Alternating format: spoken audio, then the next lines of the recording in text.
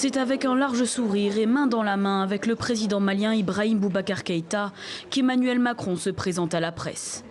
Il livre les conclusions de la réunion avec les présidents du G5 Sahel qu'il accueillait à Pau.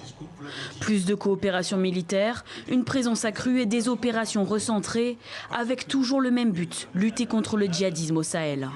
J'ai décidé d'engager des capacités de combat supplémentaires.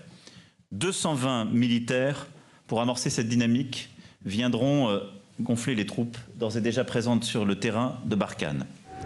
Outre ces renforts, les opérations vont se concentrer sur la région des 3 frontières entre le Mali, le Burkina Faso et le Niger, zone où se situe la majorité des attaques.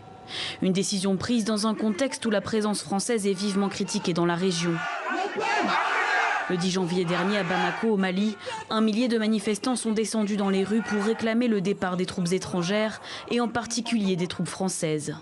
Des troupes qualifiées d'inefficaces dans une région où les actes terroristes sont de plus en plus sanglants. Pas plus tard que jeudi dernier, près de 90 soldats nigériens ont été tués dans une attaque djihadiste.